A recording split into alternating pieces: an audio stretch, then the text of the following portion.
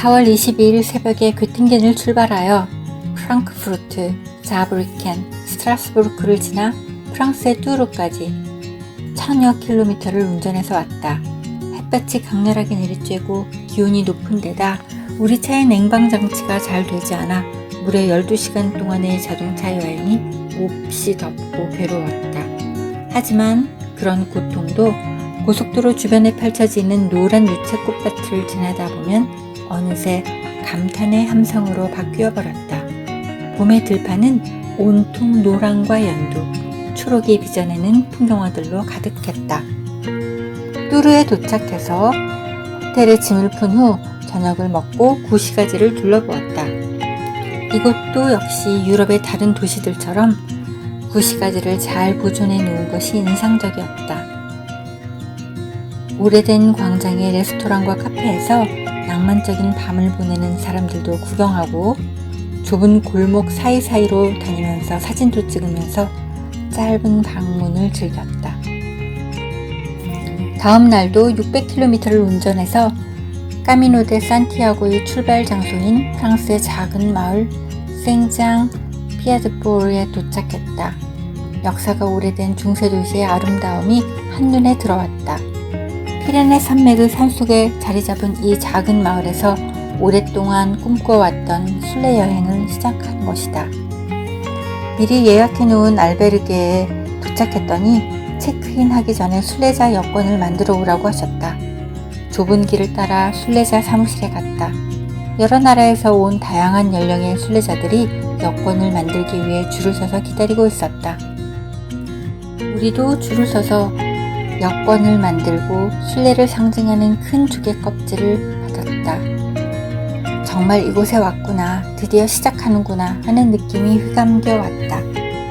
알베르게로 돌아가서 체크인을 했더니 매우 친절한 주인 아저씨가 그곳에 머무는 순례객들에게 순례 여행에 꼭 필요한 말을 해주셨다. 절대로 무리해서 빨리, 많이 가려고 하지 말고 자신이 감당할 수 있는 만큼 천천히 가라고. 그리고 물을 자주 마셔야 한다고 말씀하셨다. 우리는 침대를 배정받고 짐을 정리한 후 마을을 돌아보고 저녁을 먹었다. 내일은 피레네 산맥을 올라가는 가장 힘들면서도 가장 아름답고 감동적인 구간을 걷게 될 것이다. 오늘은 일찍 자야 한다.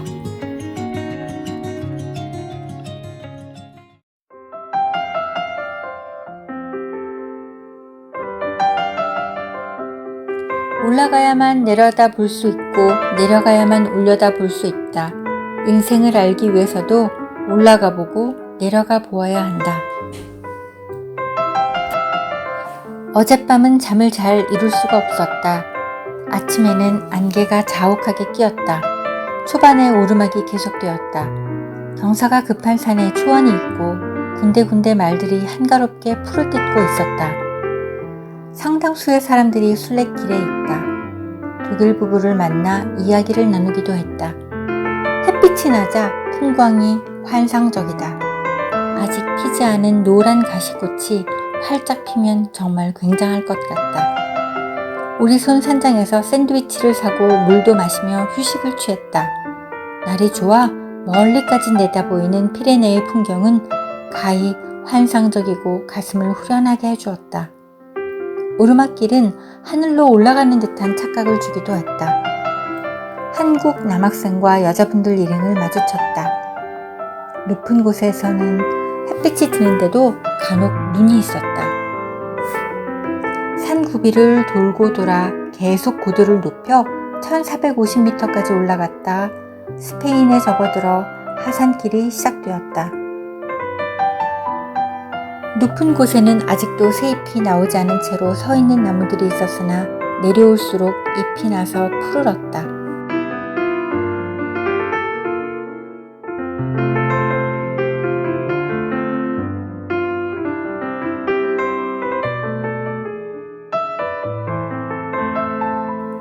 스페인 국경을 넘어가자 훈련 중인지 군인들이 지나간다.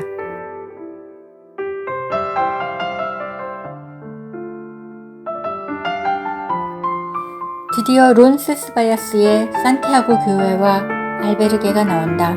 많은 사람들로 북적인다. 체크인 절차를 마치고 샤워하니 살 것 같다. 시설은 걱정했던 것과는 달리 괜찮은 곳이다. 그런데 문을 열어놓아서 그런지 다소 추웠다. 손세탁을 해서 탈수기에 돌린 다음 바깥 빨랫줄에 널었다. 저녁 식사까지 침대에서 일기를 쓰며 시간을 보내다 근처 식당에서 저녁 식사를 했다. 파스타와 닭고기, 감자 요리가 제공되었다. 식사 후 숙소로 오다가 교회에 들어가 보았더니 순례자를 위한 미사가 시작되어 참석했다. 마지막에 우리말로도 주님은 당신을 사랑하십니다 라고 축도를 했다.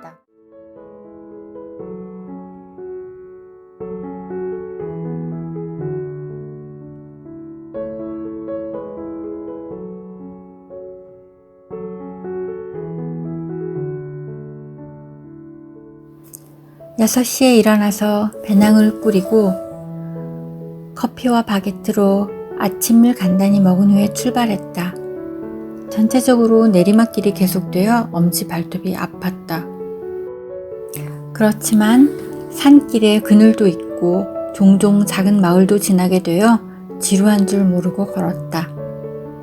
첫 번째 마을인 부르게떼를 지나 에스피날까지 7km를 쉬지 않고 걸어왔다. 마을 초입에 있는 바에서 점심에 먹을 샌드위치를 사고 카페 콘레체를 사 먹었다. 힘들게 걸어와서 마시는 커피 맛이란.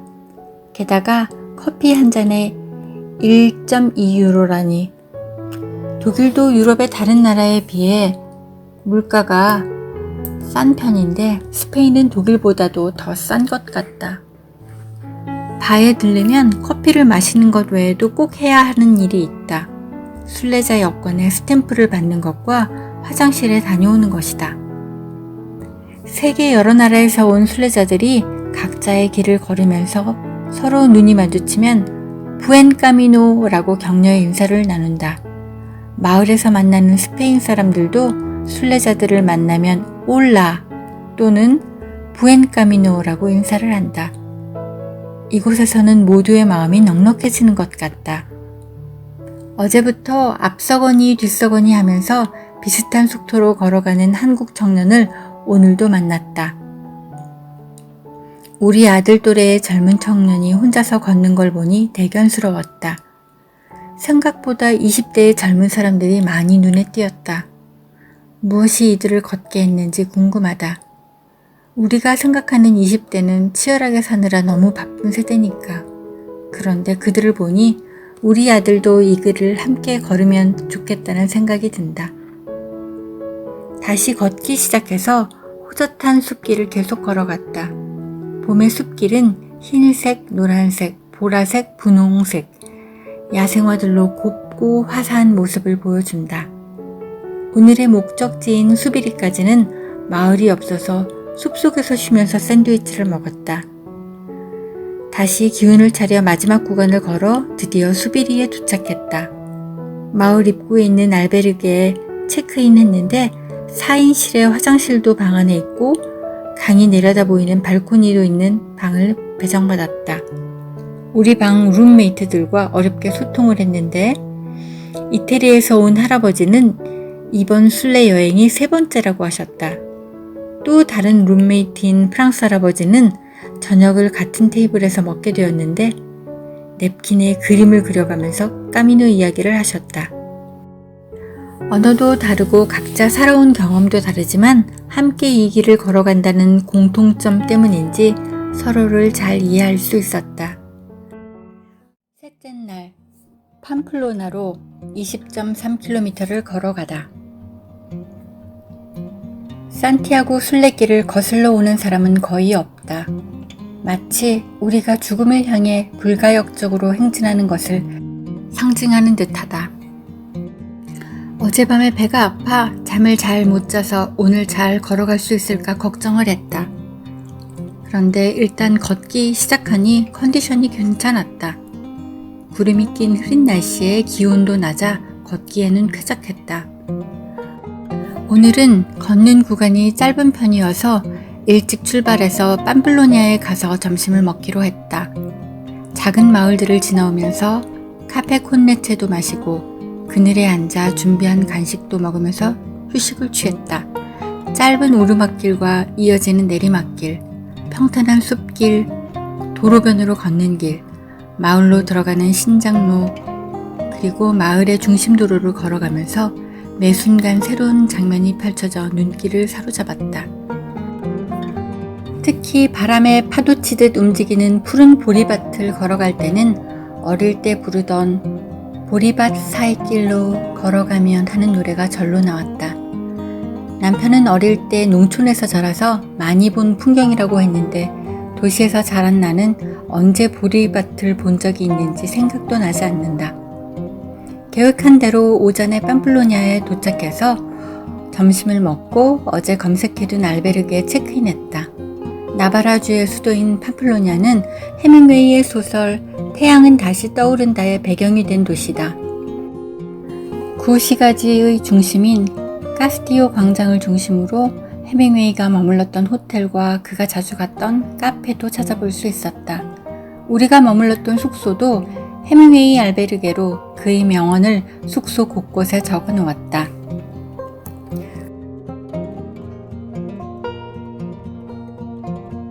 구시가지를 중심으로 광장과 시청사, 주청사, 산타마리아 대성당을 둘러보았는데 스페인의 독특함을 보여주는 아름다운 건물들이 많았다. 숙소로 돌아오는 길에 신발 수선집에 들러서 앞코가 벌어지는 내 등선화를 5유로를 주고 수선했다. 영어로 소통이 안 되어서 구글 번역기를 통해 이야기를 나누었다. 신발을 고치고 나니 걱정 한 가지가 줄었다. 순례길에서는 매일매일 어떤 일이든 걱정거리가 생기고 또 어떤 식으로든 해결이 되었다. 마치 우리 인생처럼 말이다. 남편이 심장이 묵지근하다고 하는 바람에 빨리 돌아와 잠자리에 들었다. 괜찮아야 할 텐데 정말 큰일이다. 넷째 날 24km를 걸어 푸엔텔라 레이나에 도착하다. 순례길이 알려주는 것은 인생에서도 한 걸음씩 걸어갈 수 있을 뿐 건너뛰기가 없다는 사실 아닐까?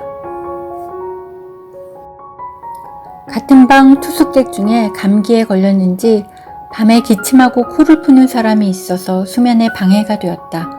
일찍 잠자리에 들어 쉬어서인지 남편의 가슴 통증은 사라졌다. 정말 다행이다. 아침 먹고 7시에 출발했는데 빗방울이 떨어진다. 드디어 고생길이 시작됐구나 각오를 하고 비옷을 꺼내 입었다.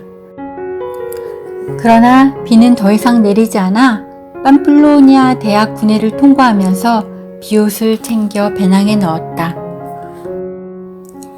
팜플로냐를 벗어나자 멀리 보이는 풍력 발전기를 향해 계속 걸었다. 보리밭 사이길로 점점 고도를 높이니 어느덧 발전기 소리가 크게 들리고 바람이 거세졌다. 정상에 유명한 바람의 언덕 조형물이 나타났다.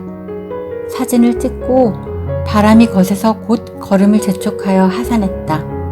내리막길은 자갈길이 계속됐고 내 걸음은 점점 느려졌다. 12시가 가까워져 중간마을 알베르게 식당에서 샌드위치와 오렌지 주스로 점심을 먹었다. 푸엔테 라 레이나에 도착하여 알베르게 푸엔테에 투숙했다. 침대 방은 좁으나 발코니가 있었다. 앱 정보와는 달리 숙박비가 12유로가 아니라 15유로라고 한다. 같은 방에는 이탈리아 뒤트롤 지방에서 온 여자들이 투숙했다. 알아듣기 힘든 독특한 독일어 비슷한 말을 쓴 것 같다. 알베르게 주변에 교회 등을 둘러보았다. 좁은 골목의 오래된 마을인 것 같았다. 처음으로 슈퍼에서 저녁거리를 샀다. 참치 샐러드와 딸기, 계란, 추러스, 오렌지 주스, 요거트 등을 샀다. 나는 짜고 기름진 순례자 음식보다 좋았는데 남편은 간식으로는 몰라도 저녁으로는 너무 부실하다는 눈치다.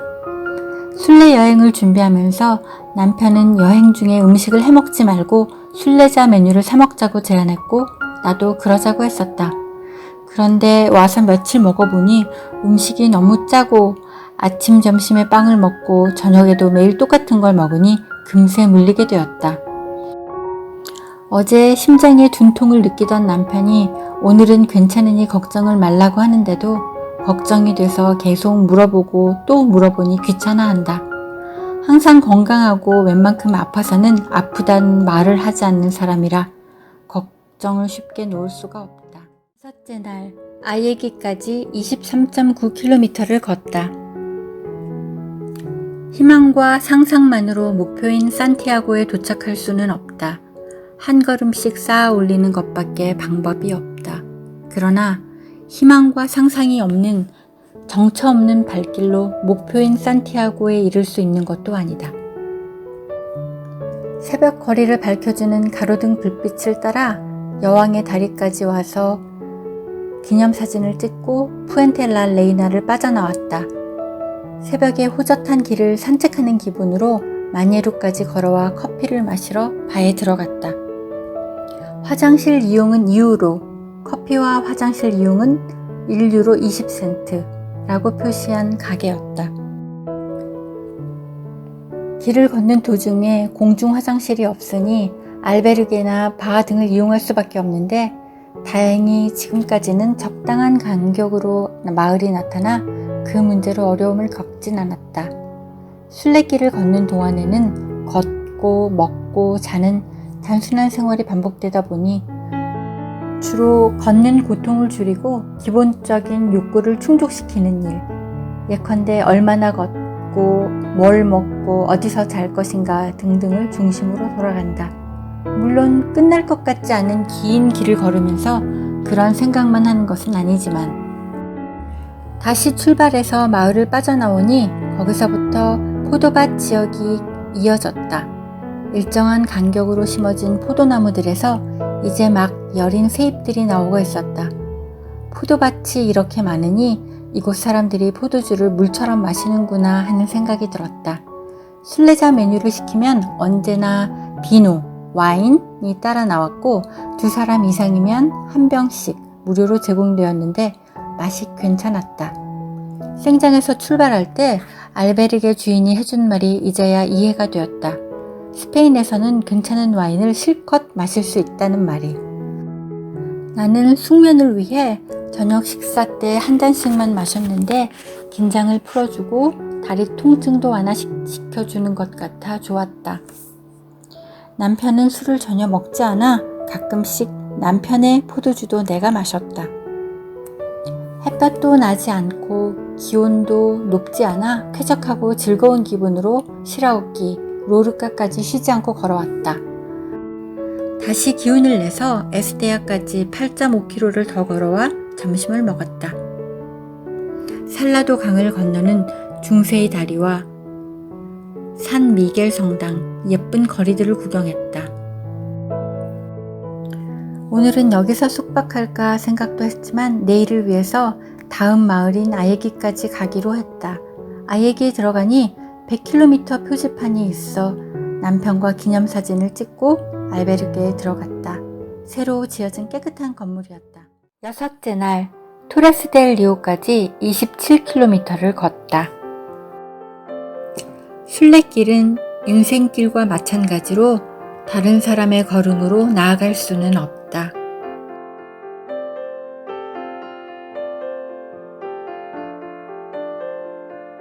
어제 저녁에는 커플룸 투숙객이 우리밖에 없어서 10인실을 독점했다. 그런 탓인지 남편도 나도 비교적 잘 잤다. 아침이 제공되지 않는 알베르게여서 지나가는 첫 마을인 아스게타에서 아침을 먹기로 하고 출발했다. 처음에는 큰 도로를 따라 한참 걷다가 다시 호젓한 시골길로 접어들었다. 첫 마을에 들어가니 오늘이 일요일이어서 그런지 문을 열지 않았다. 하늘 수 없이 마을 벤치에 앉아 주스와 과자, 귤로 아침을 먹고 다시 걸어갔다. 우리 뒤에서 비치는 아침 햇빛이 환상적이었다. 하늘이 온통 먹구름으로 뒤덮여 어둑어둑한데 그 구름 사이로 찬란히 빛나는 햇빛이 우리가 보는 풍경을 아주 특별하게 만들었다. 그 숨막히게 아름다운 순간을 포착해서 풍경 사진도 찍고 그림자 사진도 찍고 계속 감탄하면서 언덕을 올랐다.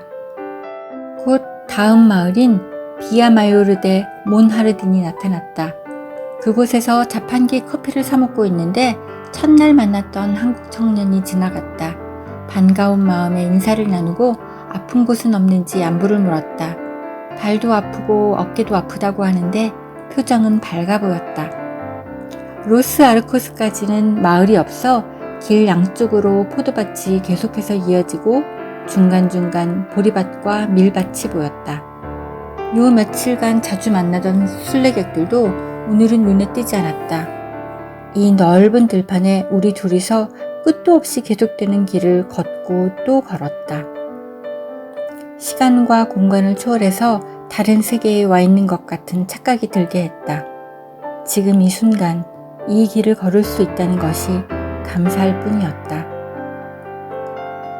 점심을 먹기로 한 로스 아르코스까지 3시간을 쉬지 않고 걸어왔다. 그런데 기분 좋게 걸어서 그런지 별로 힘이 들지 않았다. 다음 마을인 산솔까지는 8km 이상 걸어야 해서 좀 이른 시간이었지만 그냥 이른 점심을 먹기로 했다. 점심을 먹고 다시 출발해서 오늘의 목적지인 토레스델 리오를 향했다. 잠깐 빗방울이 떨어지더니 곧 멈추고 해가 다시 나오면서 스페인 태양의 열기를 내뿜었다. 길 양쪽으로 펼쳐지는 드넓은 초록 들판, 그 사이사이 나타나는 노란 유채꽃밭, 그리고 어디서든 자신의 존재감을 확실히 드러내는 새빨간 연기빛 꽃들, 새파란 하늘에 뭉게뭉게 피어나는 흰 구름들, 이 모든 것들이 어우러져 모네의 그림으로 또다시 고흐의 그림으로 바뀌었다. 우리는 자연이 연출하는 압도적인 아름다움의 말을 잃었다. 카미노에서 만난 스페인의 작은 마을들은 대개는 언덕의 교회를 중심으로 모여 있는데 산솔과 토레스델리오도 그랬다. 멀리서 보이는 마을의 모습이 마치 소뚜껑 같은 모양이다. 오늘 우리가 머무는 알베르게는 아주 오래된 돌집에 좁고 어두운 방들, 낡은 2층 침대들이 가득 채워진 내가 오기 전에 상상했던 바로 그런 알베르게였다. 알베르게 식당에서 닭다리와 감자튀김, 와인, 빵, 요거트로 저녁을 먹었다. 식후에 마을을 돌아보았는데 빗방울이 떨어져 집 주위 교회 사진만 찍고 돌아왔다. 7째 날, 나바레테까지 32.7km를 걷다. 우리가 걸어가지 않을 수 없는 것은 살아가지 않을 수 없는 것과 같다. 6시가 되었는데도 아무도 일어나지 않는다. 우리는 6시 30분에 일어나서 짐을 꾸려 출발했다. 아래 골목 알베르게 카페에서 아침을 먹었다. 이미 환해져서 어제보다는 출발이 늦었다. 떠오르는 해를 등지고 서쪽으로 걸었다. 보리밭, 유채꽃, 야생화, 포도밭, 구름이 펼쳐진 하늘 속을 계속 걸었다. 너무나 아름다운 풍경에 노래를 부르며 걸었다. 가벼운 오르막과 내리막길들을 한참 걸어가니 산 등성이에 비아나가 섬처럼 나타났다. 이유는 모르겠지만 비아나까지의 길이 다리를 부러뜨리는 길이니 조심하라는 글을 읽은 적이 있어서 조심스럽게 걸어갔다. 남편이 순례 일정을 계획보다 일찍 마치면 원래 예정에 없던 마드리드에 들러 생장으로 돌아가자고 했다. 그 말에 솔깃해져 오늘의 목적지인 로그르뇨에서 12.7km나 더 가 나바레테에서 묵기로 하고 걸음을 재촉했다. 로그르뇨의 피에드라 다리를 건너 구시가지로 들어서니 아름다운 도시가 한눈에 들어왔다. 로그로뇨는 주의 수도로 팜플로냐처럼 대도시였다. 도심에 진입하자 공원길과 큰 강, 높은 성당 첨탑이 인상적이다. 도심의 식당에서 식사를 하고 성당, 주의회, 국립교육대학 등을 돌아보면서 도심을 빠져나왔다.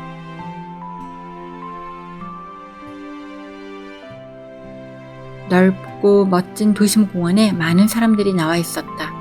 그곳에서 어떤 주민이 부르고스와 레온의 성당을 꼭 봐야 한다고 추천했다. 도시 외곽으로도 잘 포장된 길이 저수지까지 나 있어서 걷거나 달리거나 산책하는 사람들이 많았다. 넓은 저수지의 물을 보니 마음이 뚫리는 것 같았다. 큰 어린이 놀이공원도 있었다. 호수 옆에서는 그릴을 하는 것도 보였다. 호숫가의 멋진 갈대 숲과 계속되는 포도밭을 지나 목적지인 나바레떼가 눈에 들어온다. 살면서 이렇게 긴 길을 걸어보긴 오늘이 처음이다. 32km라니.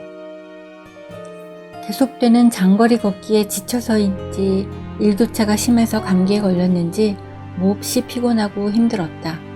아무래도 내가 내 체력을 너무 과대평가한 것 같다. 4시가 다 되어 알베르게에 체크인하고 샤워를 하고 세탁을 했다.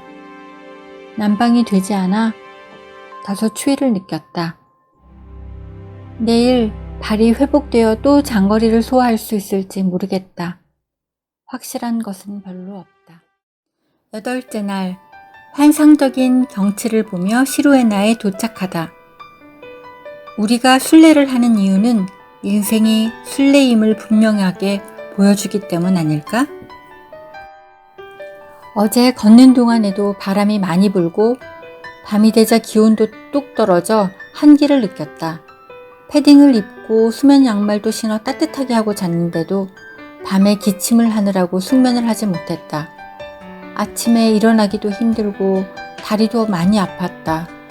걸을 수 있을지 걱정이 되었는데 일단 출발을 하자 걸을만 했다. 알베르게에서 나와 바에서 아침을 먹었다. 즉석에서 짜주는 오렌지 주스와 바싹 구운 바게트 토스트가 참 맛있었다. 벤토사까지 부지런히 걸었다. 남편은 처음에는 걱정하는 것 같더니 내가 잘 걷자 어제 계획한 대로 걸어보자고 하였다.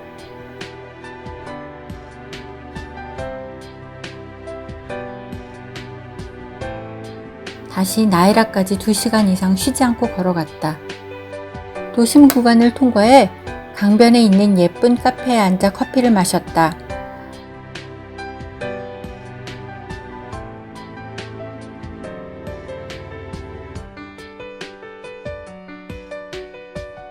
마을 장이 있어 거기서 해바라기 씨앗 볶은 것도 사 먹었다. 달콤하고 고소한 것이 참 맛있었다.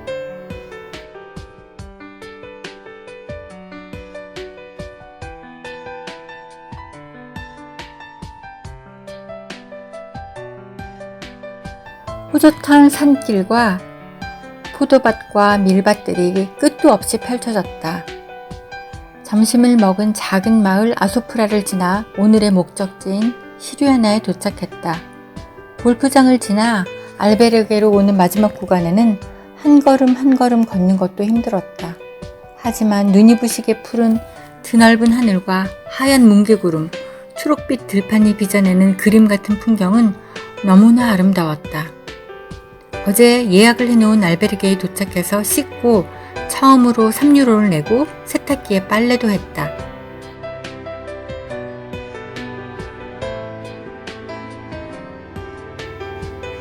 오늘은 몸은 많이 힘들었지만 마음은 한없이 행복한 그런 하루였다.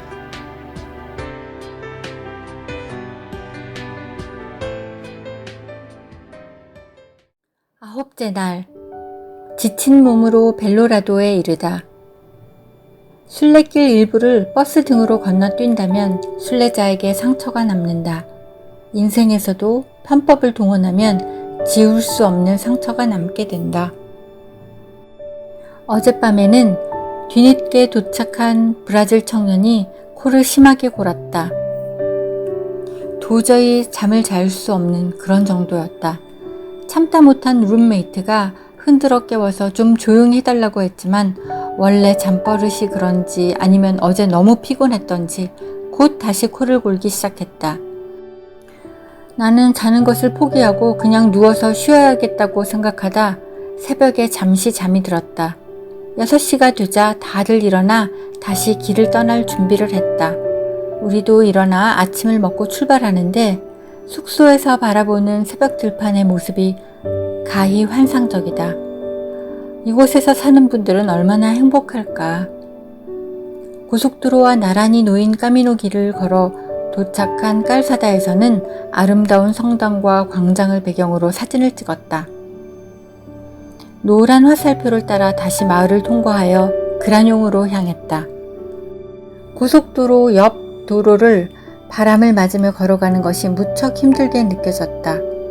지금까지 걸은 길 중 가장 지루하고 힘들었다.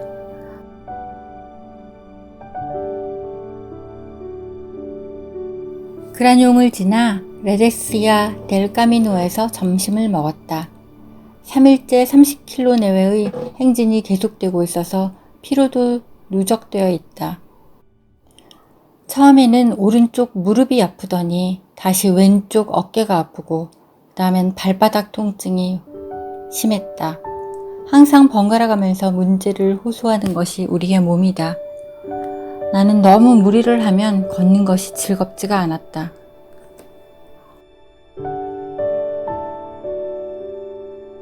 중간에 작은 마을들을 지나 오늘 투숙할 벨로라도에 도착했다.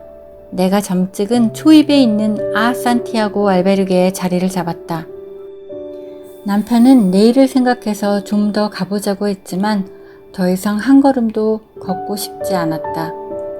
8인실을 8유로에 체크인하고 씻고 빨래해서 널고 슬리핑백으로 들어갔다. 내 발이 아닌 것 같았다.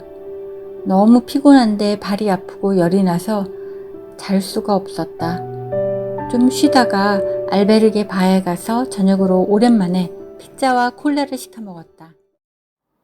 열째 날, 튤립이 아름다운 아게스에서 머무르다. 순례길에 빨간 꽃 한 송이가 주는 환희심을 어떻게 말로 표현할 수 있는가.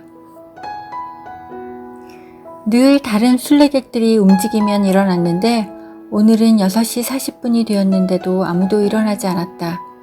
우리가 먼저 일어나 배낭을 꾸렸다.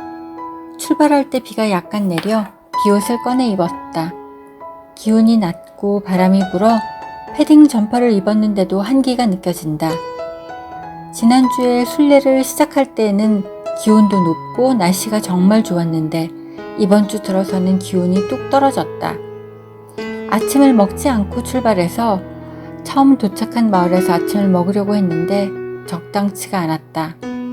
다음 마을인 에스피노사 델 까미노까지 가서 커피와 초콜릿 빵을 먹었다. 춥고 배가 고팠다가 먹어서 그런지 참 맛있었다. 남편은 초콜릿 빵을 하나 더 먹었다. 다시 걷기 시작해서 초반에는 오르막길이 계속되었다가 호젓한 산길이 이어졌다. 스트레스도 받지 않고 경치를 즐기면서 기분 좋게 걸었다. 비가 오다가도 아주 조금씩 오다가 금방 그쳤다. 오르테가까지 12.5km 구간에는 마을도 없이 숲길이 계속 이어졌고 중간에 앉아서 간식을 먹을 만한 곳도 없었다.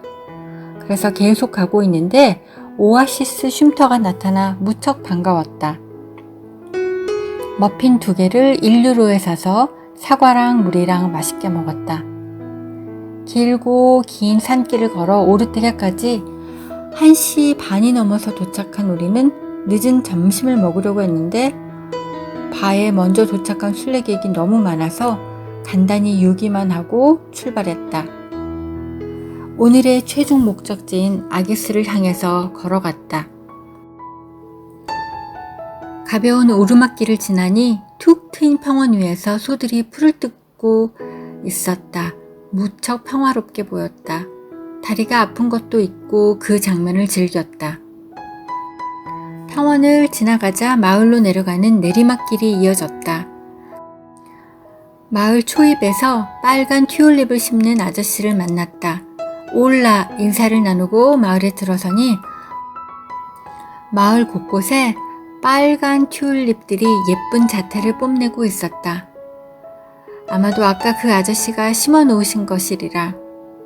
꽃을 심는 한 사람이 온 마을을 행복하게 하고 그 마을을 지나가는 사람들도 행복하게 할 수 있구나. 그림같이 예쁜 마을에 꽃을 심는 동화 같은 장면을 보고 가슴이 따뜻해졌다. 부르고스 대성당을 내려다보다.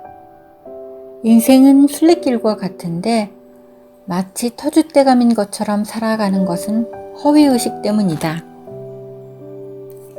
어제 저녁에 담요도 없이 아주 춥게 잔 데다 아침에 기온도 뚝 떨어지고 바람도 불어 매우 추웠다. 영하의 날씨 같다. 5월인데 어쩜 이렇게 추울 수가 있나. 아침이 8시부터 제공된다고 해서 가는 길에 먹기로 하고 6시 30분쯤에 알베르게를 출발했다. 추워서 저절로 발걸음이 빨라졌다. 아타푸에르카 부근은 유럽에서 가장 오래전부터 사람이 살던 곳이라는데 돌 유적 등을 전시해 놓았다. 그곳 카페에서 아침을 먹었다. 기온이 낮고 바람이 불어 다음 마을에서도 커피를 마시며 몸을 녹였다. 다시 출발하자 언덕을 오르는 길이 계속되었는데 돌길이었고 한쪽에는 군사지역이었다.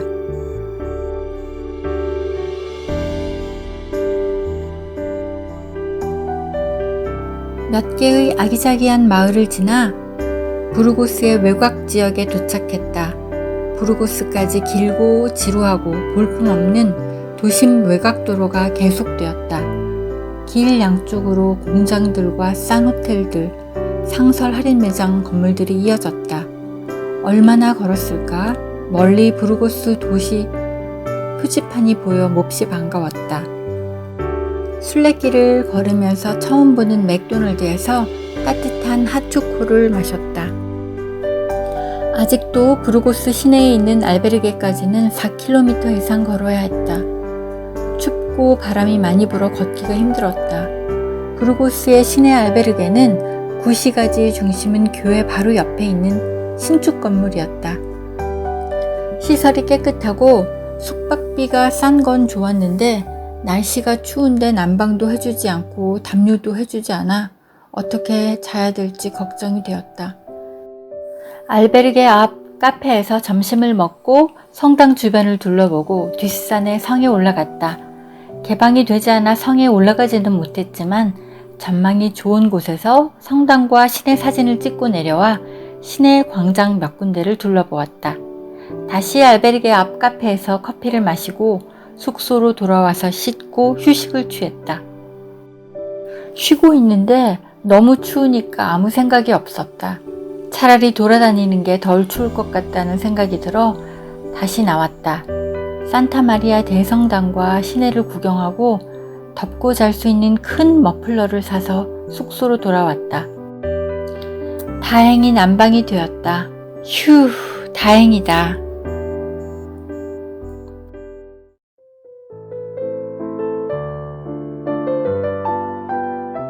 끝이 없을 것 같은 길도 걸어가면 반드시 끝이 있다. 우리 인생에 반드시 끝이 있는 것처럼 말이다. 어젯밤에 난방을 일찍 꺼버려서 새벽이 되니 몹시 추웠다. 어제 사온 머플러를 이불처럼 덮었더니 그래도 좀 나았다. 추울 때는 난방을 당연히 해주어야 할 것 같은데 카미노에 있는 알베르게에서는 좀처럼 난방을 해주지 않았다. 이렇게 추운데도 문을 열어놓고 자는 순례객들도 많다. 사람들이 일어나서 배낭을 꾸리는 소리에 일찍 잠에서 깼다. 우리도 다른 날보다 조금 더 일찍 출발해서 걸어갔다. 도심을 통과하여 부르고스 대학을 지나 호젓한 시골길로 들어섰다. 오늘은 온테나스까지 31km를 가기로 했으니 부지런히 걸어야 했다.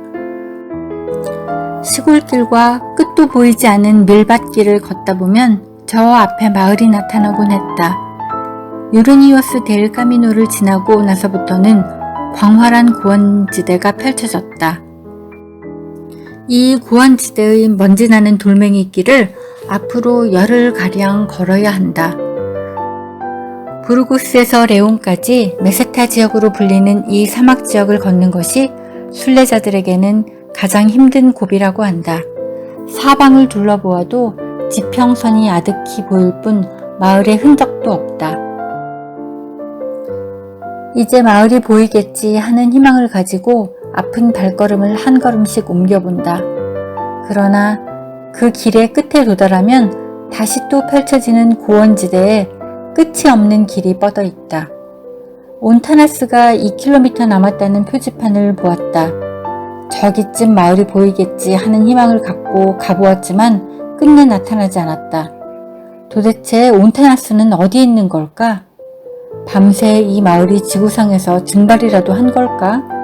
여러 가지 추측을 해보며 힘겹게 걸어가니 마지막 500m를 남겨두고 온타나스가 보였다. 고원지대에서 계속 찬바람을 맞으며 오느라 추웠는데 분지에 들어있는 온타나스에 도착하니 따뜻하고 포근했다.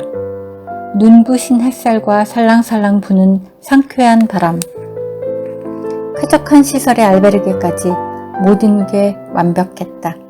게다가 저녁으로 맛있는 샐러드와 스페인의 전통 요리인 빠에야, 달콤한 커피 케이크와 아이스크림이 나왔다. 잘 먹었으니 아프지 말고 잘 자고 일어나야지. 13일째, 보아디악 델 까미노에 머무르다. 고단한 순례 일정 후 따뜻한 샤워를 할 때 느끼는 안도감과 쾌감은 고단한 순례만이 줄 수 있는 선물이다. 어제 고원지대에서 계속 찬바람을 맞고 걸어서인지 아니면 부르고스에서 감기가 걸린 것인지 밤새 기침을 했다. 다른 순례객들이 숙면에 방해가 될까봐 기침을 참느라고 어떻게 잤는지도 모르겠다. 아침에 평소보다 1시간이나 더 누워있다가 7시쯤 일어났다. 배낭을 꾸리고 아침을 먹었는데 몸 상태가 좋지 않았다. 하루 더 쉬었다 가면 좋을 것 같다는 생각을 했다. 그런데 걷다 보면 또 괜찮겠지 하는 생각에 있던 감기약을 먹고 길을 떠났다. 어제보다는 기온도 올라가고 바람도 불지 않았다. 마을을 나서면서부터는 펼쳐지는 주변 풍경이 마치 꿈을 꾸고 있는 것처럼 비현실적으로 느껴졌다. 너무나 아름다워 계속해서 사진을 찍었다. 하지만 사진으로는 그 모든 걸 다 담아낼 수가 없다. 산 안톤의 허물어진 성벽과 오래된 마을의 교회, 산 정상 위에 세워진 성을 지나다 보니 마치 내가 타임머신을 타고 중세로 돌아가 이 길을 걷고 있는 것 같았다. 마을을 지나 꽤 가파른 오르막길을 힘겹게 올라갔다. 정상에 오르니 드넓은 고원지대가 나타났다. 눈앞에 펼쳐진 푸른 밀밭 평원과 저 멀리 보이는 밀밭 지평선을 감상하면서 이 길을 걷길 정말 잘했다는 생각을 했다. 이런 길을 걷게 되리라고는 상상도 못했다. 그저 그 광활함과 아름다움에 황홀할 뿐이다. 어제는 찬바람이 불었는데 오늘은 기온도 높고 햇볕도 따가워 땀이 많이 났다. 그리고 목도 많이 말라서 물을 자주 마셔야 했다. 태양의 열기를 온몸으로 느끼면서 끝없이 계속되는 길을 묵묵히 걷고 또 걸었다. 힘들기는 했지만 대자연의 기운이 나를 계속 가도록 격려하는 것 같았다. 아주 작은 마을의 바에서 간단히 점심을 먹었다. 다시 땡볕 아래서 2시간을 걸어서 오늘의 목적지인 보아디아 델 까미노에 도착했다. 우리가 자기로 한 알베르게를 찾아가 문 안으로 들어가니 너무나 예쁜 정원과 화려한 색채의 벽화가 눈에 들어왔다. 푸른 하늘과 흰 구름, 초록 잔디밭과 작은 수영장, 그늘을 만들어주는 큰 나무, 나무로 지어진 독특한 알베르게 건물, 심지어 순례자들이 해 널은 빨래조차도 아름답게 어우러졌다. 샤워를 하고 빨래를 해서 널은 후 알베르게 바에서 와인과 커피를 시켜 먹었다. 마음 같아서는 좀 더 오래 있고 싶었지만 감기 때문인지 몸이 너무 힘들었다. 감기약을 먹고 2시간쯤 낮잠을 잤다. 절반 지점에 가까운 카리온에 도착하다. 힘들면 버스를 타겠다는 생각을 품고 있으면 버스를 타게 될 가능성이 많다. 감기약을 먹고 잤는데도 밤에 기침을 해서 잠을 설쳤다. 순례를 시작하고서는 무슨 이유로든 숙면을 할 수가 없었다. 계속되는 강행군, 감기, 수면 부족으로 몹시 피곤했지만 아침을 먹고 다시 출발했다. 새벽 공기가 상쾌했다. 수로 옆으로 난 아름다운 길을 따라 까날 데 카스티에를 지나갔다. 우리 뒤로 보이는 일출 장면이 장관이어서 몇 번이나 뒤돌아서 사진을 찍었다. 수로를 따라 가로수가 가지런히 심어진 길을 걸어 프로미스타에 도착했다. 프로미스타는 이 지역의 농경 중심지이다. 이 마을의 이름도 곡식을 뜻하는 라틴어에서 유래했다고 한다. 마을의 중심을 통과하지 않고 외곽으로 난 길을 따라 프로미스타를 빠져나왔다. 거기서부터는 자동차 도로와 나란히 이어지는 길을 따라 걸었다. 차가 많이 다니지는 않았지만 왠지 자동차 도로의 옆을 걷는다는 게 삭막하다는 느낌이 들었다.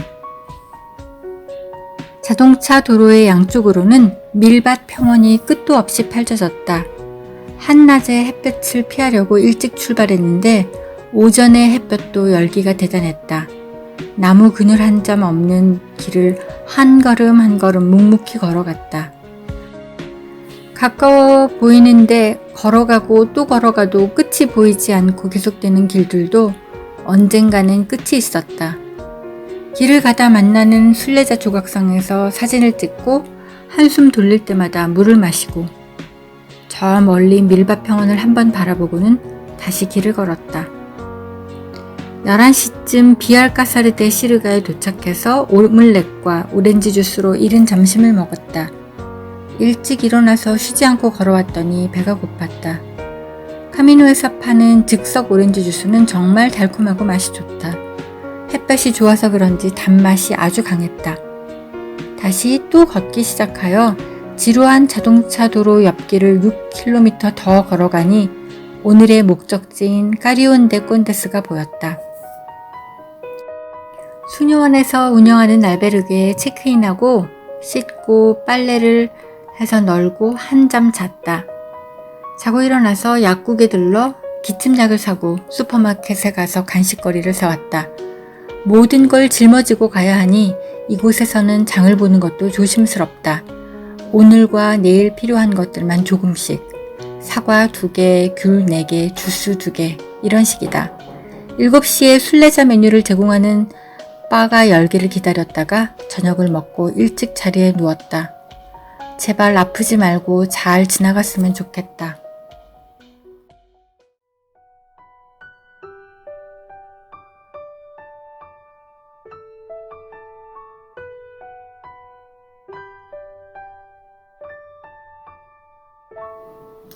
아침에 아내의 건강을 체크해보니 심상치가 않다.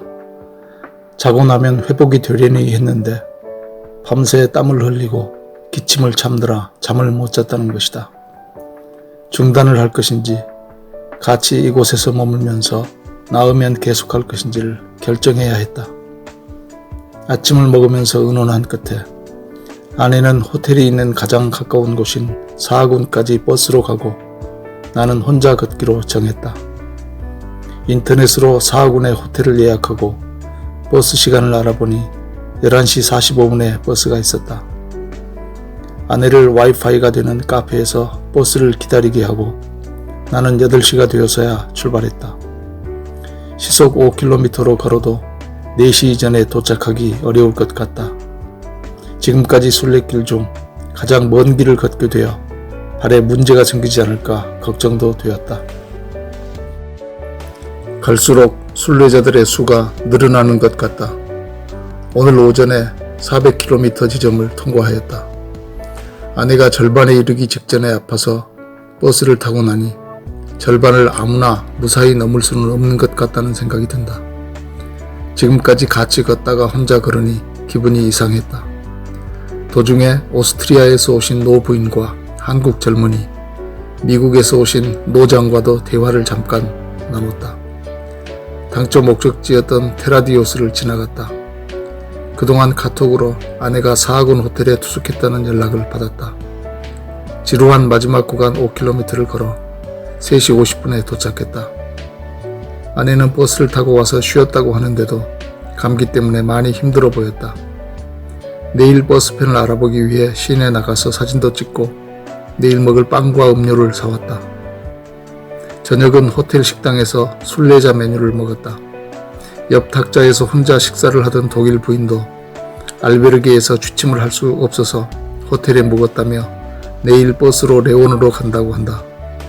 아내와 내일 모레 묵을 호텔을 예약했다.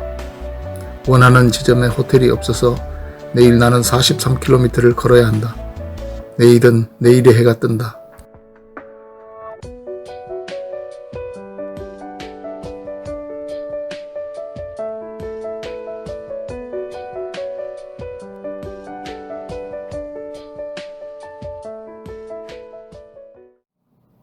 16일째 뿌엔테 비아렌테에 이르다. 길을 잃었을 때 당황하면 헤어나오지 못한다. 길을 잃으면 방위를 기준 삼아 헤어나오듯 인생에서 길을 잃었을 때에도 원칙과 양심을 기준 삼아 헤쳐나와야 한다. 아내 몸이 회복되지 않았는데 호텔 빈방을 구할 수 있는 가장 가까운 곳이 뿌엔테 비아렌테라서 오늘은 구간 보행거리가 어제보다 긴 43km가 되었다. 어제 준비한 빵을 먹고 스탬프를 받은 다음 6시 45분경 출발을 했다. 7도인데 반바지 차림이 좀 춥게 느껴졌다. 낮 최고 기온이 23도로 예보되어 있어 반바지로 보행을 했는데 햇볕에 종아리가 그을려 따가웠다. 사람들이 많이 묵지 않은 곳에서 출발해서인지 그 전보다 순례객들이 많지 않아 호젓했다. 첫 마을 지나 거대한 평지를 생각에 빠져 걷다가 길을 잘못 들어 숲길과 밭길을 통해 길로 들어서느라고 신발이 이슬해졌고 좀 당황했다. 다행히 구글 지도를 이용해 곧 길을 찾았지만 다소 불필요한 체력 소모를 한 것 같다. 오늘은 마을 간 거리 배분이 좀 불편했다. 꾸준한 속도로 추월하며 나아갔다. 왼쪽 발 뒤꿈치에 물집이 생겼다. 양말이 젖은 탓인지 연이은 장거리 보행 탓인지는 모르겠다. 틈틈이 카메라와 스마트폰 촬영을 하고 아내와 카톡으로 교신을 하면서 걷느라고 신경이 많이 쓰인다. 오늘도 역시 도로 옆을 따라 지리한 길이 계속되었다. 며칠 전까지만 해도 레온 전 두 구간을 3구간으로 나눠 걸을 계획을 세우고 수월할 것이라고 생각하고 있었는데 우리는 한 치 앞도 못 내다보는 것이다. 3시 50분경에 숙소에 도착했다. 좀 낡은 건물과 가구를 갖춘 알베르게였다. 햇빛은 좋았으나 기온이 좀 낮았다. 아내는 기대와 달리 오한이 일어 약을 먹었다면서 이불 속에 누워 있었다. 샤워와 세탁을 한 후 레온에 이은 세 곳에 아내가 머무를 호텔을 예약했다. 내 보행거리가 길어져 부담스럽다. 저녁을 먹었는데 같은 식탁에 호주 아일랜드 부부와 우리 그리고 프랑스 부녀가 동석했다. 아내가 쉬어야 한다고 일어섰다. 내일은 레온에서 병원에 들러보아야 할 것 같다.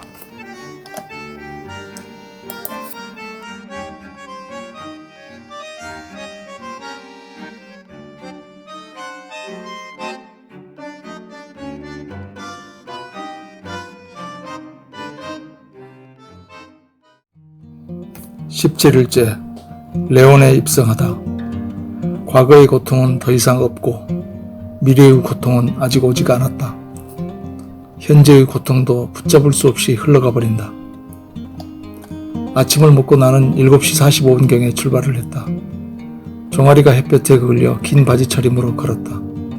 레온까지는 12km 정도밖에 되지 않아 아내는 늦게 9시 버스로 가기로 했다. 별로 특색 없는 대도시 외곽 풍경이 펼쳐졌다. 다소 오르는 언덕길이 계속되었다. 얼마 가자 공사 때문인지 우회하는 길이 나왔다. 숲쪽길로 접어들자 레온 시내가 멀리 한눈에 들어왔다. 멀리 레온 대성당도 보였다. 햇빛이 좋아 한층 빛나는 모습이었다. 노란 화살표를 따라 구시가지로 진입하여 숙소를 찾은 다음 아내에게 전화를 하니 바로 앞 카페에서 나와서 나를 부른다. 커피를 마시며 와이파이를 이용해 새봄 장모님과 통화를 하고 사진 전자앨범도 전송을 했다. 아내는 버스에서 내려 숙소까지 상당히 걸어왔다고 한다. 약국에서 아내를 위해 항생제를 사려 했으나 예상대로 의사의 처방이 있어야 한다고 했다. 병원을 물어 갔으나 3시에야 응급실이 연다고 한다. 이해할 수 없는 일이다. 24시간 응급실을 하는 도보로 20분 거리에 있는 다른 병원을 안내해 주었으나 다시 약국에 가서 항생제 아닌 대체약을 구입해 먹어보기로 했다.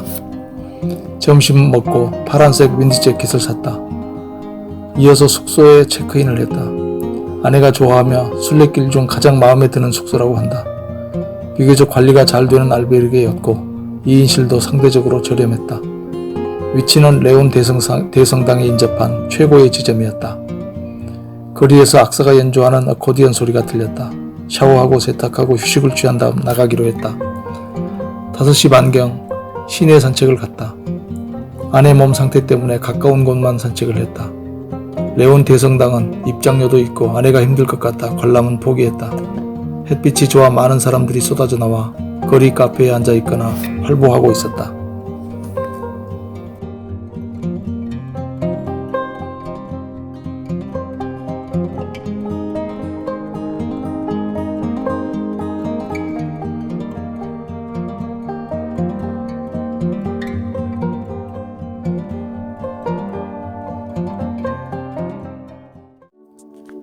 (18일째) 운명의 오스피탈 데 오브리고에 머무르다. 우리는 고통이 없기 때문에 걷는 것이 아니다. 고통을 없애거나 고통을 잊기 위해서 걷는 것도 아니다. 오히려 고통을 직시하고 함께하기 위해 걷는 것이다. 오늘 또 아내는 버스로 이동하기로 하고 나는 집을 챙겨 6시 45분경 출발을 했다. 시내를 통과하여 상마르코 성당을 보고 다리를 건너 시내를 빠져나갔다. 역시 도로를 따라 큰 특색이 없는 지대를 지루하게 지나야 했다. 도중에 우연히 곁에 걷게 된 덴마크 청년과 대화를 나눴다. 북미 대화 등에 관한 것이었고 나는 덴마크의 아름다운 도시에 관해 물었는데 ALS라고 불리우는 지역으로 섬들이 아름답다고 한다. 물집으로 인한 발의 고통을 잊기 위해 여러 가지 생각을 하면서 걸었다. 아침 먹을 예정이었던 마을에 카페가 문을 연 곳이 없었다. 약 9km를 더 가야 할 것 같아서 마음을 단단히 먹고 걸었다. 그런데 산티아고 순례길 앱에는 먹을 곳이 없다고 나온 쌍미구엘 델 까미노 초입에 통나무집 카페가 있어서 다행히 그곳에서 아침을 먹을 수 있었다. 왼발 새끼발가락에 통증이 와서 밴드를 붙이기 위해 벤치 있는 곳에서 잠시 멈췄다. 산마르틴 데 까미노를 지나 걷고 있는데 아내에게서 도착했다는 카톡이 와서 전화도 했다. 열심히 걸어서 도착해보니 아직도 상태가 회복되지 않았다. 내일 숙박 예정인 라바날 델 까미노까지는 버스가 없고 택시는 40유로라고 해서 아내와 상의한 끝에 아내가 이곳에서 1박을 더 하고 모레 숙박 예정인 곳까지 버스로 이동하기로 했다. 다행히 이곳 예약 상황이 같은 방에 더 머무를 수 있었다. 내가 내일과 모레 무사히 잘 걷는 것이 관건이다. 아직도 기침을 심하게 하는 아내는 저녁에 누들 수프와 오믈릿, 커피 케이크를 잘 먹었다. 어서 회복이 되어야 할 텐데.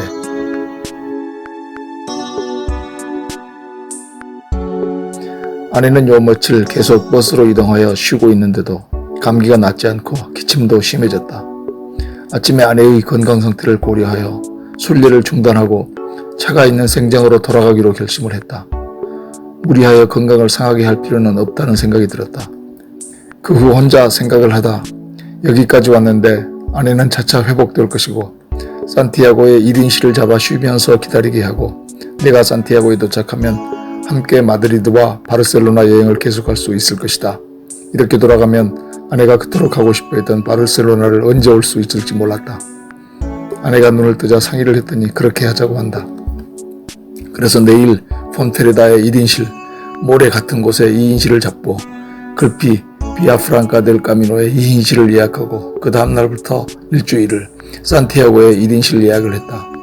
내가 발 상태를 잘 유지하면서 완주하고 그간 아내가 회복을 하여 이어지는 여행을 할 수 있기를 바라면서 아내에게 필요할 정도의 돈을 나누어 주었다.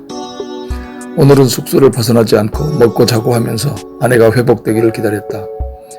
순례는 결코 저절로 이루어지거나 순탄하게만 이루어지지는 않는 것 같다. 그때그때 순례 정신으로 부딪히고 헤쳐나가는 과정이 뿐이다. 20일째 혼자 걸어 라바날 델 까미노에 도착하다. 갈림길에서 무엇을 기준으로 길을 선택할 것인가? 선택의 결과는 미리 알 수 없는 상황에서 길을 선택해야 하는 것이 인생이다. 어젯밤에도 아내는 상당히 기침을 했다. 그래도 이제 5일째 걷지 않고 쉬었으니 회복되리라고 생각한다. 6시 30분경에 짐을 챙겨 출발을 했다. 아침 기온이 낮고 바람도 불었다. 순례길 보행에는 큰 불편이 없었지만 아내가 찬 공기에 노출되면 기침이 심해질까봐 걱정이 되었다. 오늘은 해외 연구 나와서 처음으로 따로 자게 되었다. 아내가 잘 해내리라 믿지만 감기가 아직 낫지 않아 마음이 놓이지 않는다. 10여 킬로미터를 걸어와 작은 마을에서 아침을 먹었다. 다음 마을 아스토르가는 교회나 구시가지가 멋있는 곳이었다. 가우디가 지었다는 주교관도 있었다. 사진을 찍으면서 신속히 통과했다. 남은 갈 길이 20km가 넘기 때문이다. 도로 옆길을 걷는 지루한 구간이었다. 아스토르가를 빠져나오자 멀리 눈이 아직도 남아있는 산이 보였다. 크게 가파르지는 않았지만 점차 오르는 길이 계속되었다. 도중에 아내에게 숙소에 도착했다는 카톡 메시지를 받고 통화도 했다. 한기가 드는데 난방도 된다면서 좋아했다. 그런데 충전 케이블이 고장으로 충전이 안 되어 배터리를 아껴야겠다고 한다. 산타 카탈리나 데 소모사에서 점심을 먹었다. 미국 노부인이 한국이냐며 말을 건다. 북미 대화에 대한 생각을 묻기에 나는 트럼프도 김정은도 믿지 못한다고 대답했다. 내 하루 보행거리와 처음부터 쭉 걸었느냐고 묻더니 사실대로 대답을 하니까 젊은이 같다고 한다. 자기는 다음 마을 엘 간소에서 머무를 것이라고 한다. 나는 그 다음 마을 라바날 델 까미노까지 가야 한다면서 먼저 일어났다. 하늘에는 잔뜩 비구름이 끼어 있고 찬 비올바람이 불고 멀리는 비가 내리는 것 같아서 가다가 비를 맞을까봐 걱정이 되었다. 나이든 한국인 부부팀 두 팀이 자신들도 상황을 보고 있느라고 앉아 있었다. 어차피 가야 할 길이라서 다시 길을 재촉했다. 언제라도 비가 쏟아질 수 있는 상황이었다. 멀리 산을 넘어가는 길이 눈에 들어온다. 아마도 내일 넘어야 할 길이리라. 예정한 숙소에 3시가 조금 넘어 도착했다. 벌써 침대가 거의 차 있고 1층의 마지막 자리인 입구 윗자리를 배정받았다. 욕실화를 빌려달라고 부탁을 했더니 다행히 기다리라더니 구해다 빌려준다. 샤워와 세탁을 했다. 오늘 스마트폰으로 찍은 사진을 카톡으로 아내에게 보내고 나니 아내에게 문자 연락이 왔다. 답신을 하고 일기를 쓰며 저녁 시간을 기다렸다. 저녁은 인접식당에서 순례자 메뉴를 먹었다. 내일 날씨가 좋기를 기대하면서 잠이 들었다.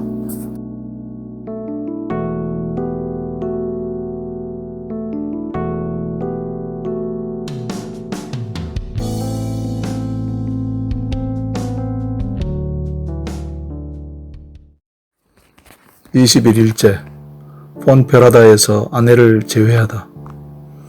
비가 오지 않으리라고 생각했는데 비를 맞을 수도 있고 비가 오리라고 생각했는데 햇빛이 날 수도 있다. 아침에 눈을 뜨자 침대 옆 커튼을 들춰보았다. 잔뜩 흐리고 언제라도 비가 올 것 같다. 어쨌든 떠나야 했으므로 배낭 커버를 하고 출발을 했다. 도로 옆을 따라가는 순례길은 점점 고도를 높여가고 있다. 안개와 비가 섞여 계속 맞으면 안 될 듯 싶다. 폰세바돈에서 아침을 먹고 판초를 입고 길을 떠났다. 폰세바돈의 돌담이나 더 이상 쓰지 않게 된 건물들이 마음을 끌었다. 비 안개 때문에 시야가 몇십 미터에 불과하게 되고 관목지대에서는 차가운 바람이 몸을 휘청거리게 할 정도였다. 만가릴은 쇠락한 곳 같았는데 태극기도 걸려 있었다. 폰세바돈에서 스탬프를 받지 않은 관계로 레 아세보에서 커피를 한잔하며 스탬프를 찍었다. 다른 생각을 하며 가다 보면 화살표를 놓칠 수 있다. 나도 길을 벗어나려다가 뒤따르는 사람들이 알려준 적이 있다. 길을 가다 보니 안개 속에서 저 앞에 두 사람이 화살표를 못 보고 다른 길로 계속가고 있는 것이 보인다. 소리를 질러 되돌아오게 했더니 연거푸 감사하다고 한다. 내가 그때 그 지점을 통과하지 않았거나 안개가 진해 가시거리가 짧았더라면 그 사람들은 고생을 꽤 했을 것이다. 세상에는 그런 일들이 넘쳐난다. 내리막길이 시작되자 돌길에 안개비로 미끄러워 신경을 많이 써야 했다. 리고 데 암보로스 마을은 돌집들이 멋있었다. 숲과 멀리 나타난 폰페라다가 순례자에게 기운을 더해 주었다. 폰페라다 시내에 진입하자 웅장한 성체가 눈길을 끌었다. 아내가 감기에 걸리지 않았다면 같이 구경을 나오겠지만 지금은 그런 상황이 아니다. 사진으로 만족해야 할 것이다. 드디어 숙소에 도착하여 아내와 재회하고 샤워와 세탁을 했다. 8시 30분에 저녁이 제공된다고 하여 식당에 갔더니 9시부터란다. 아내는 수프와 비프, 와인을, 나는 샐러드와 포크를 시켜 맛있게 먹었다. 아내가 사리아로 기차로 가서 같이 걷는 방법을 거론했으나 무리이고 만에 하나 병이 날 경우 대책이 없을 것 같아 당초대로 산티아고에 미리 가서 기다리면서 몸을 회복하라고 권고했다. 22일째, 다시 비아프랑카 델 비에르소에서 만나다. 만난을 무릅쓰고 가야만 하는 내 인생의 산티아고는 무엇인가? 이것을 찾지 못한다면 수백 킬로를 걷는 것은 체력 단련 외에 무슨 의미가 있는가? 아침에 내가 먼저 짐을 챙겨 출발을 했다. 어젯밤 온풍기를 끈 후로 아내는 기침하지 않고 잘 자는 것 같았다. 긴 바지와 셔츠는 조금 덜 말랐으나 입어서 말릴 만한 정도였다. 나서자 공기가 차가웠다. 폰페라다 외곽도 계속 차도 옆 인도를 걸어야 했다. 10.5km 지점인 꼼파나라야에서 아침을 먹었다. 그 마을을 지나니까 도로를 벗어나 경작지 사이길이 나왔다. 멀리 눈이 남아있는 산이 보이고 포도나무 새 잎이 나기 시작한 푸른 풍경이 계속되었다. 까까벨로스는 쇠락하는 마을처럼 보였으나 교회가 있는 중심은 그런대로 멋이 있었다. 사람들도 친절했다. 도중에 자전거를 탄 브라질 커플을 만나서 인사도 하고 사진도 찍어주었다. 내가 오르막길을 거침없이 오르는 것을 보고 발에 모터가 달린 것 같다고 하길래 마라톤도 하고 3종 경기도 한다고 했다. 시골길을 걸으면서 내 인생에 있어서 만난을 무릅쓰고 가야만 하는 산티아고는 무엇인가를 생각해 보았다. 작은 영역에서라도 불합리와의 싸움이 아닌가 생각을 해보았다. 잠시 후 12시가 조금 못되어 비아프랑카 델 비에르소에 진입했다. 아내를 만나 샌드위치로 점심을 먹고 장이 열린 주변을 조금 산책했다. 기온이 오르고 햇빛도 좋은 데다가 모처럼 아내 사진을 찍을 수 있었다. 숙소에 체크인을 하고 샤워를 한 다음 간식을 먹고 쉬었다. 방에서 내다보이는 강물과 건너편 산은 그림 같아서 휴양지에 와 있다는 느낌이 들었다. 아내는 곧 잠이 들었다. 저녁은 다시 점심 먹은 카페 겸 레스토랑에 가서 먹었다. 내일 아내는 다시 폰페라다로 가서 버스로 산티아고로 이동하여 나와 6일 만에 재회해야 한다. 그동안 별일 없고 기침 감기에서 회복되어 후속 여행을 잘 할 수 있었으면 좋겠다.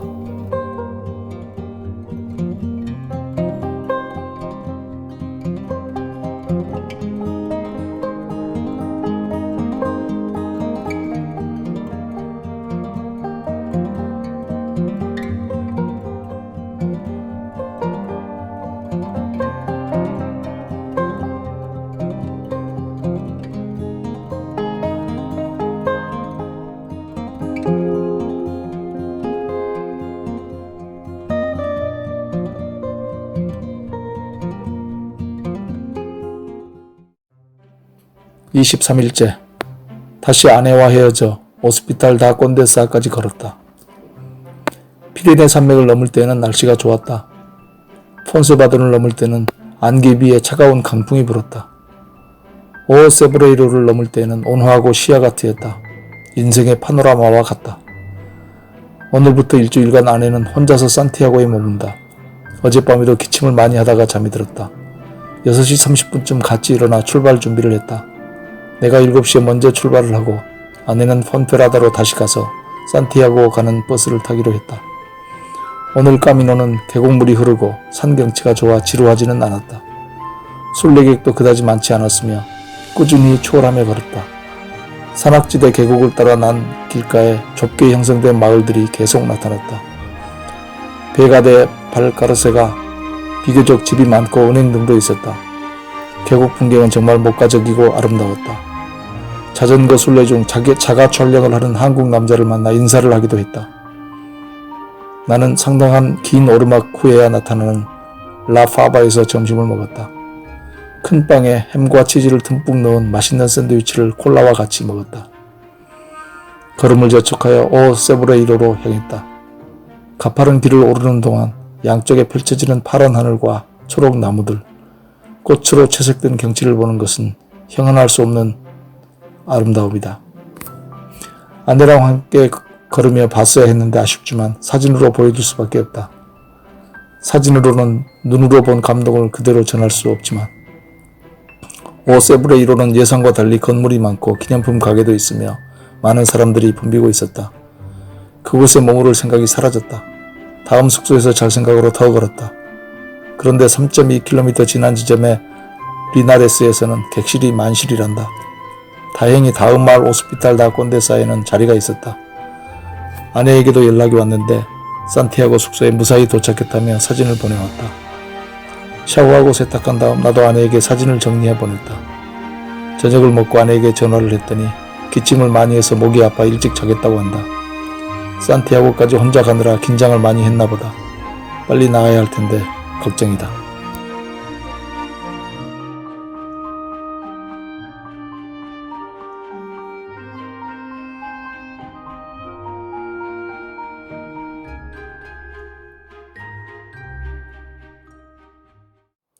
(24일째) 사리아에 도달하다. 순례 정신 없이 단지 오래, 멀리, 빨리 걷는 것은 내적 요구 없이 상관의 명령에 따라 행군하는 것과 같다.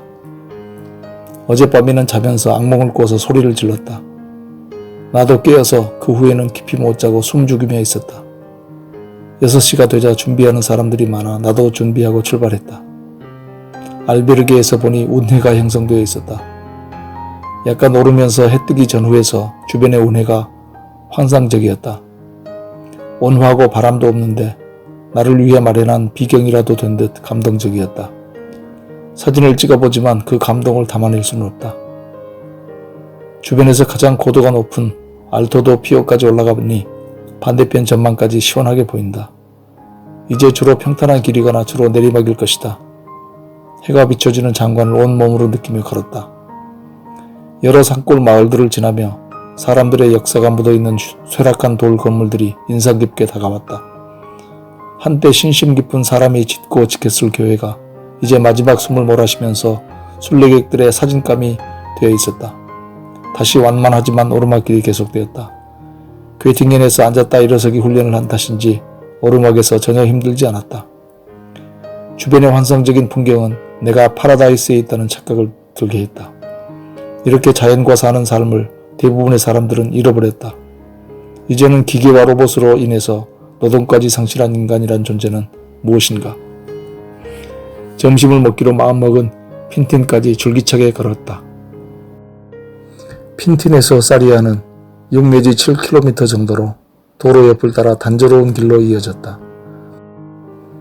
마음먹고 있던 알베르게 푸엔테 리베이라에 체크인을 했다. 깨끗한 알베르게인데 만실이 되지는 않았다. 옆자리 이탈리아 사람과 대화를 나누었다. 샤워를 하고 세탁을 하여 넣은 다음 아내와 이런저런 연락을 했다. 저녁 먹기 전에 시내를 좀 산책해 보았는데 강변 식당에 많은 사람들이 앉아 있었다. 피자를 주문했으나 양이 많아 남겨야 했다. 아내에게 산티아고까지의 진행 계획을 알렸더니 아내가 생각했던 것과 완전히 일치한다며 메모장 사진을 보내왔다. 점집을 차려도 되겠다고 농담을 했다. 3일간 할 일이 없어 답답해하기에 후속 여행 정보를 수집해보라고 했다.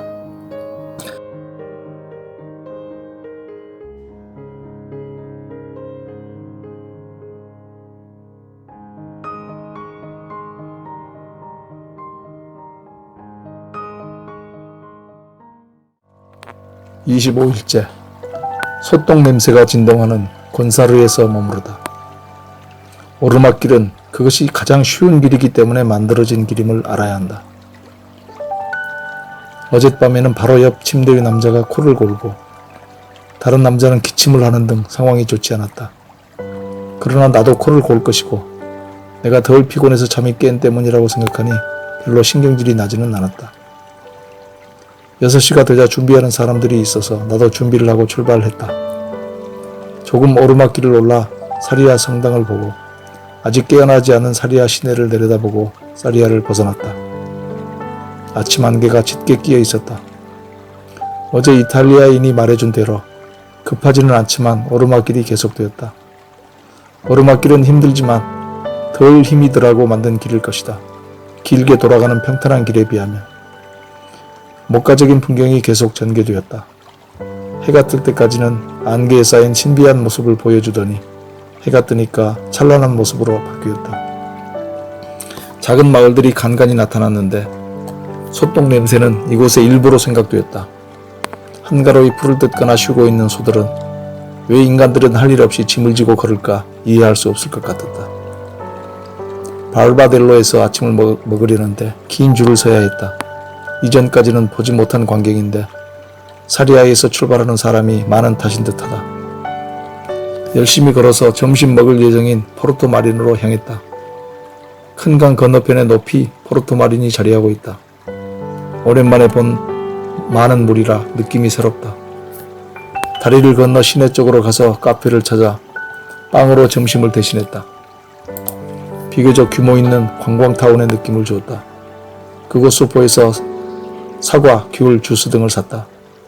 무게가 더해져 힘들지 않을까 걱정을 했지만 특별한 문제는 없었다. 숙소를 예약한 곤사르까지 8km를 더 걸어야 한다. 소똥 냄새 나는 시골 마을인데 알베르게는 돌집으로 그런 대로 좋았다. 샤워하고 속옷 세탁해서 말려놓은 다음 아내와 연락을 했다. 오늘 찍은 사진을 보냈더니 특히 포르토마린 경치가 좋다고 한다. 1시 40분경 비교적 일찍 도착한 나는 유일한 전기 콘센트가 있는 입구 쪽 침대를 선택했다. 그곳 야외 세탁장에서 세탁을 해서 널었는데 햇볕이 좋아 저녁이 되기 전에 말라서 걷었다.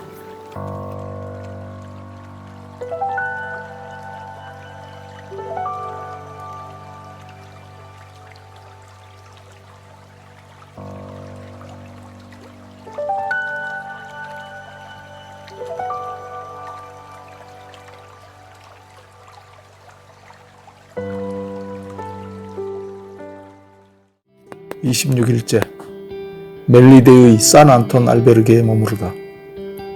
우리는 매일 다른 길을 걷고 있다. 같은 길이라도 그 표정과 의미가 다르다.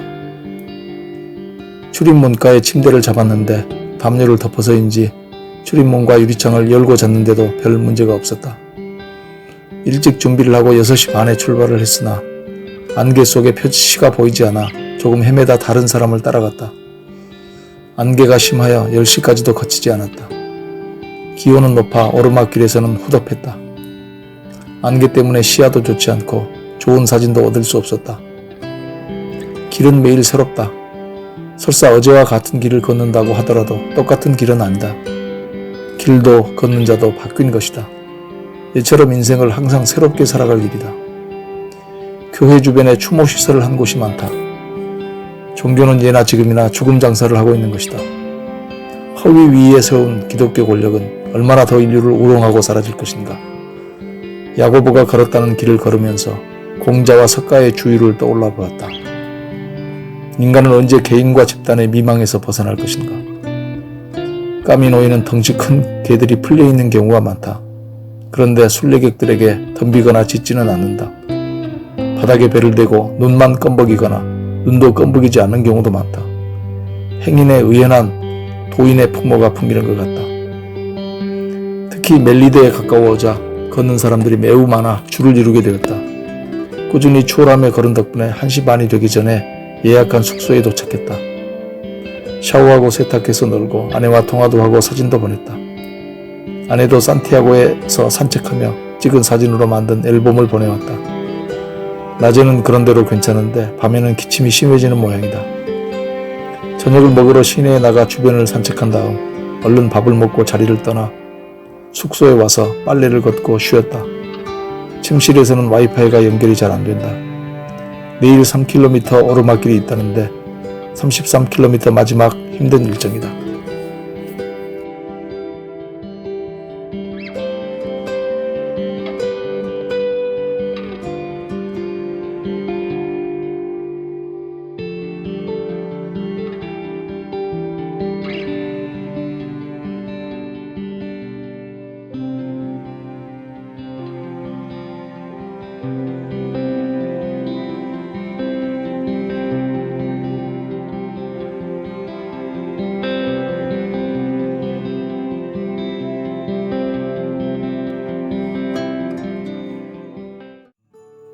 27일째 산티아고 도착 하루 전 오 페트로우소에 도착하다. 순례길에는 돌담과 초목과 햇살, 풀 뜯는 소나 양들이 있을 뿐 우리가 찾는 해답은 없다. 해답은 마음속에서만 찾을 수 있다. 일요일이지만 요일이 무의미해진 상태다. 6시 반이 되어도 사람들이 움직이지 않아서 할 수 없이 물건을 바깥 복도로 꺼내서 짐을 챙겼다. 밝아지기 시작한 7시에 출발했다. 마을을 빠져나오는 곳에서 경찰이 음주 단속을 하고 있었다. 숲길이 시작되자 그 상쾌함은 이루 말로 할 수 없다. 도시의 삶을 사느라고 이 쾌감을 누리지 못하고 사는 것은 비극이다. 어제와 달리 안개가 없었다. 아침 햇살이 비치자 그 찬란함이 온몸을 뚫고 지나가는 듯했다. 순례와 행군에 대해 생각했다. 행군은 외적 요구에 따라 걷는 것이고 순례는 내적 요구에 따라 걷는 것이 아닐까. 단지 걷는다는 것, 오래 먼 거리를 걷는다는 것은 그러나 3,000배니 10,000배니 하는 것처럼 정신적 요소가 없으면 체력 단련이나 자랑거리 외에 별 의미가 없을 것이다. 순례를 의미 있게 하는 것은 무엇인가? 그것은 진리의 헌신의 상징일 때 본래의 의미를 갖는 것 아닐까? 산티아고는 인생의 종착역이 아니다. 지금은 사람들이 외형의 화살표를 따라 걷지만 산티아고에 도달한 후에는 무엇을 따라갈 것인가? 무형의 화살표를 따라가야 한다. 자신의 양심과 진리가 되어야 할 것이다. 오늘은 안개도 끼지 않고 기온이 높았으나 마을이나 돌을 본 구간을 제외하고는 나무 터널식 구간이 많아 시원하고 상쾌했다. 사리아 이전과는 비교할 수 없을 정도로 사람들이 많았다. 살세라의 한 카페에서 샌드위치와 콜라로 점심을 먹었다. 순례객들의 셔츠나 수건을 세탁소처럼 천정에 빼곡히 매달아 놓은 곳이었다. 판매대나 탁자, 의자에도 낙서들이 빼곡했고 한 곳에는 코레아도 써져 있었다. 샌드위치는 상당히 커서 배가 부를 정도였다. 마지막 8km 정도를 걸어 숙소에 도착했다. 까미노에서 좀 떨어진 곳이었으나 새로 지은 시설이어서 좋았다. 이제 걸을 수 있는 길이 얼마 남지 않았다. 체크인하고 샤워하고 빨래해서 늘었다. 저녁으로 피자를 먹고 숙소에 돌아오니 빨래가 잘 말라 있었다. 이제 내일은 산티아고에 입성하여 6일 만에 아내를 제외하는 날이다.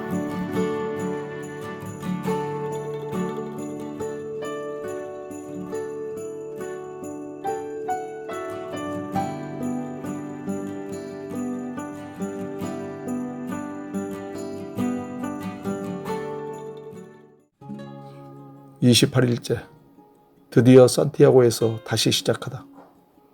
산티아고는 인생의 종착역이 아니다. 산티아고에 이르게 했던 노란 화살표를 대신할 인생의 화살표를 찾아야 한다. 이상하게 일부 투숙객들이 새벽 3시 반부터 출발 준비를 했다. 이곳부터 산티아고까지는 20km 밖에 되지 않아 서두를 이유가 없는데 나는 6시가 넘어서 출발 준비를 했다. 안개가 자욱해서 조금 기다리다 출발을 했다. 결국 안개가 좀처럼 거치지 않아 좋은 풍광은 누리지 못했다. 이제 발도 낮고 이력도 붙어서 걷기에는 최적 상황이 된 것 같다. 산티아고에 가까울수록 별다른 특색이 없는 길가 풍경이 계속되었다. 오늘도 몇 구간에서는 긴 오르막이 있었다. 많은 사람들이 걷고 있지만 그들의 내면은 다 다를 것이다. 그렇지만 모든 걷는 사람들에게 한 가지 공통점이 있다면 다들 좋은 순례길이 되기를 빌어주는 마음이 아닐까? 부엔카미노. 문제는 무엇을 위한 순례인가 하는 점이다. 숲길을 지나고 도로를 건너 가다 보니 안개 속에 비행기 소리가 들린다. 산티아고 공항의 시설도 철책 너머로 보인다. 조금 더 가니 산티아고 시가지가 보인다. 도시 구간이 계속되더니 구 시가지로 진입했다. 멀리 골목 사이로 교회 첨탑이 보이는가 싶더니 이윽고 산티아고 대성강 광장에 발을 디뎠다. 모든 것이 도와서 거대 프로젝트를 성공적으로 마치게 된 것에 감사한 마음이 든다. 아내의 아이디어로 시작했으나 건강과 날씨와 아내의 기다림 등이 다 도와서 이루어진 결과다. 아내가 보이지 않아 사진을 찍고 있는데 아내가 나타났다. 함께 순례자 사무실로 가서 줄을 서서 인증서를 받았다. 아내는 최후 100km를 걷지 않아서 인증서를 못 받는다고 한다. 섭섭하겠지만 말은 괜찮다고 한다. 배낭을 맡기고 순례자 미사에 참석했다. 알아들을 수 있는 말이 거의 없었으나 향로 미사를 보기 위해 기다렸다. 대성당 뒤편 광장에서 점심을 먹고 선물용 기념품을 샀다. 까미노 표시석과 컵, 팔찌 등을 샀다. 아내가 혼자 일주일간 묵었던 숙소로 향했다. 숙소에서 사진 정리 등을 하다 7시가 넘어 밤플로냐행 기차표도 예매하고 저녁도 먹으러 나갔다. 기차표 예매는 쉽지 않았다. 결국 직원에게 부탁을 했는데 마지막 남은 2장의 기차표, 서로 떨어진 자리로 살 수밖에 없었다. 저녁을 먹고 늦지막히 숙소로 돌아오니 숙소는 이미 자는 분위기다.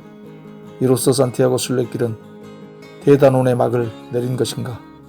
대단원의 막이 시작된 것인가?